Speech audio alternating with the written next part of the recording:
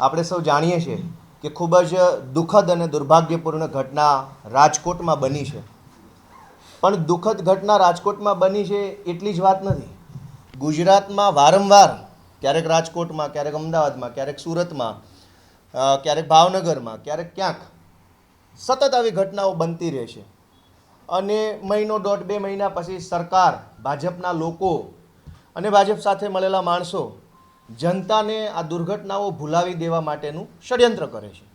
આમ આદમી પાર્ટી આજે એક અભ્યાસ કરીને, રિસર્ચ કરીને કેટલીક વાતો સામે લાવવા માગે છે. ગુજરાતમાં જે રીતે ભાજપના નેતાઓ અને સરકારી અધિકારીઓનું એક ભ્રષ્ટ ગઠબંધન થયું છે, અને આ ભ્રષ્ટ ગઠબંધનના પાપે વડોદરામાં હોડી ઊંધી વળી જાય છે, મોરબીમાં બ્રિજ તૂટી જાય છે, રાજકોટમાં આગ લાગી જાય છે, સુરતની અંદર આગ લાગી જાય છે. આ તમામ ઘટનાઓ, યા તો બોટાદમાં લઠ્ઠાકાંડ થઈ જાય છે, આ તમામ ઘટનાઓના મૂળમાં ભાજપના નેતા અને સરકારી અધિકારીઓનું ભ્રષ્ટ ગઠબંધન જવાબદાર છે. ગુજરાતમાં જ્યારે આવી ઘટના બની છે ત્યારે ગુજરાતની જનતાની આંખમાં ધૂળ નાખવા માટે, ગુજરાતની જનતાને છેતરવા માટે, પોતાના મળતિયાઓ, અધિકારીઓ અને ભાજપના નેતાઓને બચાવી લેવા માટે સીટ નામનું ષડયંત્ર ભાજપ સરકાર કરી રહી છે.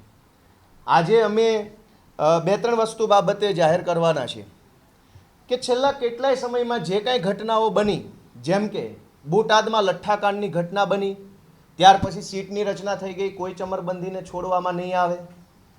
મોરબીની અંદર દુર્ઘટના બની, સીટની રચના થઈ, કોઈ ચમરબંધીને છોડવામાં નહીં આવે.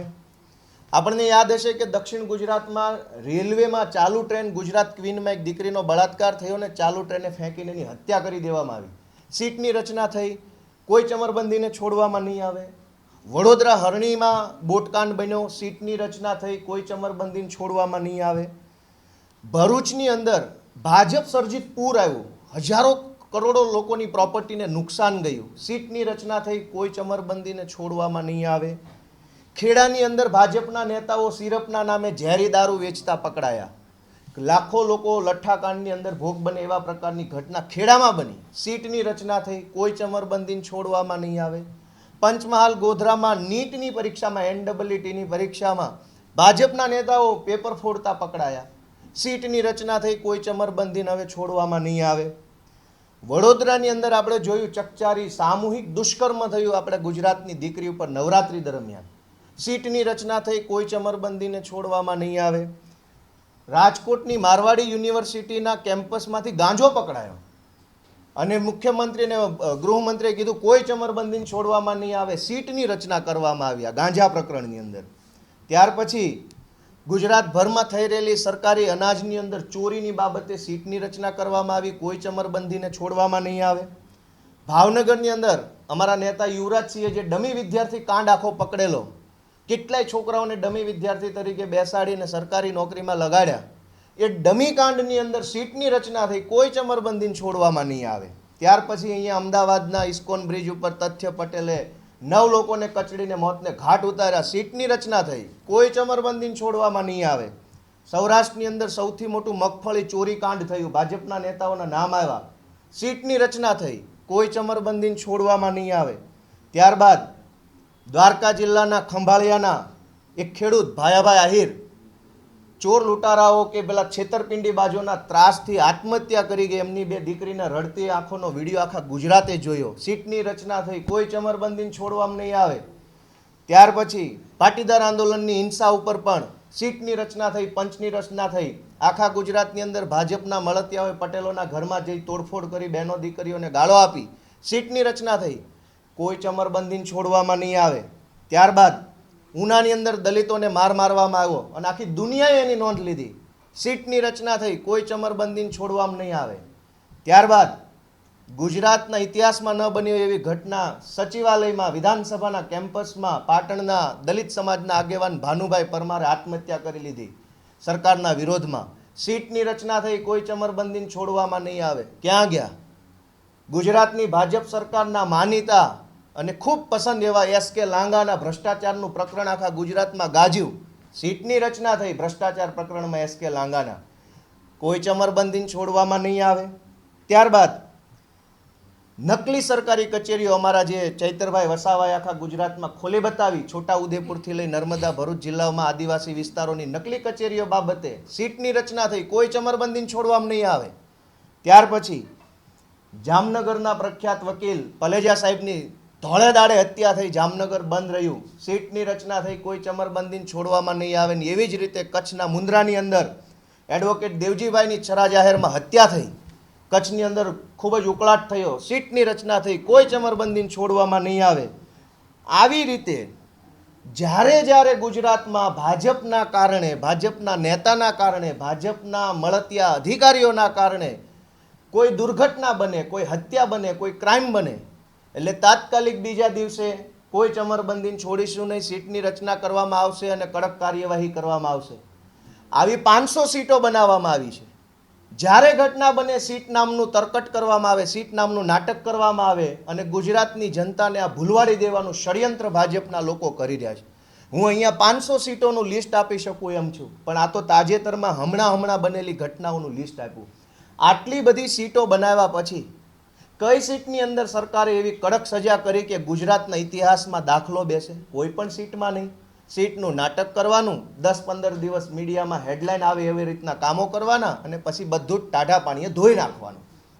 આ સિવાય એક બીજી પણ મહત્વની વાત અમારા અભ્યાસમાં સામે આવી છે કે હમણાં જે સીટો બની છેલ્લા થોડાક દિવસમાં, જેમ કે બોટાદના લઠ્ઠાકાંડમાં જે સીટ બની, મોરબી દુર્ઘટનામાં જે સીટની રચના થઈ, રાજકોટના ટીઆરપી દુર્ઘટનામાં જે સીટની રચના થઈ, કે ગુજરાત ક્વીનમાં બેનનો સાથે બળાત્કાર થયો એ ઘટનામાં સીટની રચના થઈ, કે એ સિવાયની જેટલી સીટની રચના થઈ એમાં ભાજપના માનીતા અધિકારીની તમામ સીટોમાં નિમણૂક સુભાષ ત્રિવેદીની કરવામાં આવે છે. આવું કેમ થાય છે? ગુજરાતની અંદર સીટ તો એક તો છેતરપિંડી કરવા માટે જ બનાવવામાં આવે છે, કોઈ ન્યાય અપાવવા માટે કે ફાંસીએ ચડાવી દેવા માટે સીટ નથી બનાવતા. પણ છેતરવા માટેની સીટમાંય તમને એક જ માણસ કેમ મળે છે? આખા ગુજરાતમાં એક જ વ્યક્તિને કેમ તમે વારે ઘડીએ સીટમાં નાખો છો? એનો મતલબ એમ સમજી શકાય, એમ વિચારી શકાય કે ભાજપના મળતિયા અધિકારીઓ ભાજપને દ્વારા બનાવેલી સીટ બધા ભેગા મળી અને ટાઢા પાણીએ લોકોની આંખમાં ધૂળ નાખી અને લોકોને છેતરવાનું ષડયંત્ર કરી રહ્યા છે.